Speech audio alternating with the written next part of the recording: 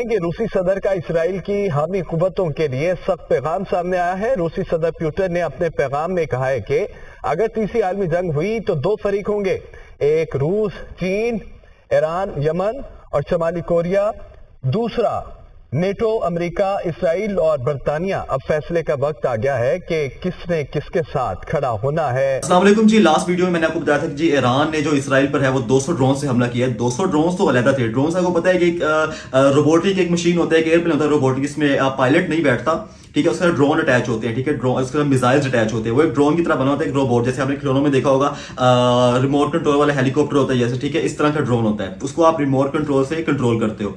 अब ये control Iran से हो रहा है, ठीक है। अब ये ड्रोन जाते हैं इसराइल, वहां जाके मिसाइल गिराते हैं 200 ड्रोन, ठीक है। और इसराइल बहुत सारे मिसाइल्स ऐसे हैं जो कि फेल करते हैं, लेकिन बहुत सारे मिसाइल्स ऐसे हैं जो कि गिरते हैं। उसकी लेटेस्ट वीडियोस भी बहुत ज्यादा आ रही हैं, आप स्क्रीन पे देख सकते हैं कि और वीडियो जहां पे ये लग रही है, ठीक है। और मैंने आपको लास्ट वीडियो में बताया था कि कौन कौन सी कंट्रीज जो हैं वो जो मुस्लिम कंट्रीज हैं वो ईरान के खिलाफ हो गए हुए हैं, और कौन कौन सी जो मुस्लिम कंट्रीज हैं वो ईरान के साथ है। अगर आपने मेरी प्रीवियस वीडियो नहीं देखी तो जाकर उसे जरूर देखिएगा। अब मैं आपको बताने जा रहा हूँ कि कहानी में नया ट्विस्ट क्या है। ईरान की और इसराइल की जंग तो अब छिड़ चुकी है, ठीक है जी। अब आपको बताता हूँ कि कौन से जो इस्लामी ममालिक हैं वो इसके खिलाफ हो गए हैं, और कौन से जो इस्लामी ममालिक हैं वो ईरान का साथ दे रहे हैं, और कौन से गैर इस्लामी मुल्क है जो कि नॉन मुस्लिम कंट्री है वो ईरान के साथ जो कि मुस्लिम्स का साथ दे रहे हैं, ठीक है जी।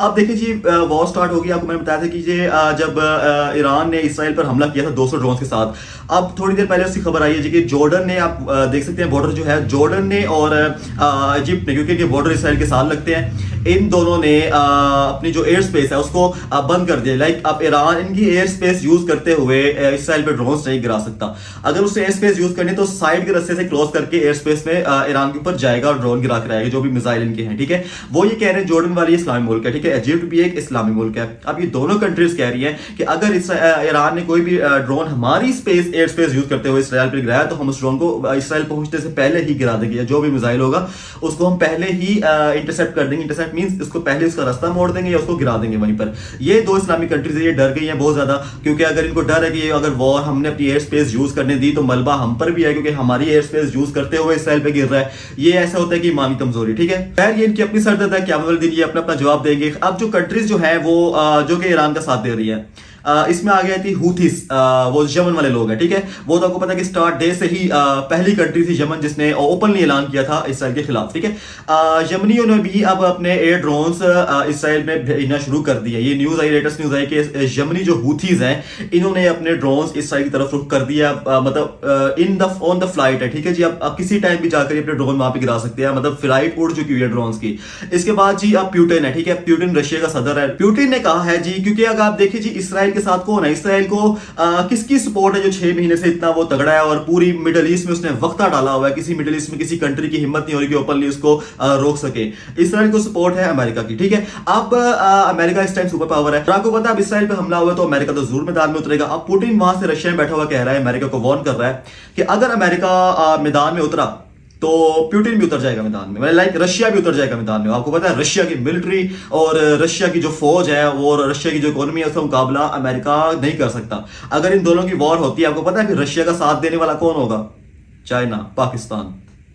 और चाइना और पाकिस्तान की मिलिट्री जो है अगर रशिया के साथ मिल जाती है तो अमेरिका खत्म, अमेरिका की स्टोरी खत्म। ये मतलब दुनिया के नक्शे तो नहीं खत्म हो सकता, लेकिन जो एक कहते हैं ना सुपर पावर बनी बैठी हुई है, ये उसका तसल्लुत खत्म हो जाएगा और इसकी बादशाही खत्म हो जाएगी। उसके बाद ईरान रशिया बनेगा या चाइना बनेगा। तो प्यूटिन तो रशिया जो है ना वो तो इस ताक में बैठा हुआ है कि अमेरिका इस जंग में कूदे तो साथ ही प्यूटिन भी कूद जाए, रशिया भी इस जंग में कूद जाए, क्योंकि भूखे शेर की तरह बैठा हुआ है। भूखा शेर है, उसके सामने एक शिकार आ गया ना, उसको झपट्टा मारना है। बहुत देर से जो अमेरिका और रशिया की है ना वो आपस में लग रही है बहुत ज्यादा। ये लोग सिर्फ बहाना ढूंढ रहे हैं किसी तरीके से जंग शुरू हो, इनको बहाना मिल गया। ये फलस्तीन, गजा, इसराइल, ईरान का और ये यमनों का लेके सहारा लेके इनको बहाना मिल चुका हुआ है जंग करने का।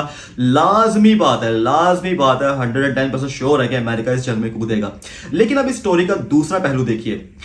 ईरान ने कहा था जी यहां से 6 महीने पहले हमास को कि हम आपकी पीठ पे खड़े हुए हैं, आप इसराइल के खिलाफ जाएं, हम आपका साथ देंगे। लेकिन इसने पीठ दिखा दी ईरान ने, ईरान मैदान जंग से भाग गया, ठीक है। मैं इसको एक शुरू से मुनाफिक कंट्री कंसिडर कर रहा हूं। अब जब इसकी एम्बेसी पर हमला हुआ ना ईरान की, तब जाके इसको होश आया जी कि मेरा एक कंट्री है, मैं इसको डिफेंड करना है। मुझे जो सेकंड पिक्चर इसकी लग रही है, फर्स्ट पिक्चर लग रही है, चलो जी कह देते हैं जी कि इन्होंने जी के इसराइल पर हमला किया और ये जंग अब काफी देर तक चलाएंगे, ठीक है। लेकिन अब सेकंड पिक्चर जो मुझे इसकी लग रही है, इन्होंने सिर्फ अपनी कंट्री को डिफेंड करने के लिए, आलमी तौर पर के बताने के लिए कि इस ईरान अपने आप को डिफेंड कर सकता है, इन्होंने सिर्फ एक वो खेल रचाया है और मुझे नहीं लगता इसके अलावा कोई खेल हो सकता है। कुछ मिसाइल चले कि मेरे ख्याल में 1-2 दिन में ये जंग खत्म, मतलब ईरान बहुत सारा जो एक हर बंदा बोल रहा है ईरान इसराइल, ये सिर्फ मुझे लगता है 2 दिन की जंग है सारी। ईरान ने, जैसे ईरान ने पाकिस्तान पे हमला किया था, पाकिस्तान ने एज एटमी कुव्वत अपने को साबित तो करना था ना कि भाई अब एक ऐसी कंट्री पे हमला हो रहा है जो कि एटमी कुव्वत है, वो अब आगे से रिप्लाई ना करे तो उसका क्या इमेज पूरी दुनिया में जाएगा। तो पाकिस्तान ने एज अ रिप्लाई अपने आप को डिफेंस के लिए ईरान पे हमला किया। सेम एज मुझे यही कहानी नजर आ रही है, क्योंकि ईरान में अगर इतना जिगरा होता तो आज से 6 महीने पहले कुछ ना कुछ कर लेता, तो आज तक ये नौबत ना आती गजा में जो हो रही है, ठीक है। तो मुझे लगता है इसकी सारी मुनाफकत है सिर्फ अपनी कंट्री को डिफेंड करने के लिए। नाम क्या ले रहा है फलस्तीन का, ताकि पूरी दुनिया के साथ हो जाए, अपनी सिर्फ कंट्री को डिफेंड करने के लिए। जब इसकी एम्बेसी पे हमला हुआ, उसी चीज को डिफेंड करने के लिए इसने अभी इसराइल पे ड्रोन दागे। और दूसरी तरफ आप देख सकते हैं जॉर्डन ने और इजिप्ट ने अपने फिजाई जो स्पेस है, फिजाई हदूद है, वो बंद कर दी है। वो इसी वजह से बंद की है कि चलो जी इसने अपना बदला ले लिया ईरान ने, अब बंद कर दो, ठीक है। ये सारी गेम मुझे सेकंड पिक्चर में लग रही है। लेकिन अगर फर्स्ट पिक्चर है तो ऑब्वियसली अमेरिका भी मैदान में आएगा, पुतिन रशिया भी मैदान में आएगा, China, Pakistan, India, middle east में यमन, सब हर कंट्री, मतलब ये समझ ले के कह लीजिए कि आलमी वार। और पुतिन ने अपनी न्यूज में ये कहा है, अपने एक बयान में ये कहा है जी कि दुनिया को तीसरी आलमी जंग के लिए तैयार हो जाना चाहिए।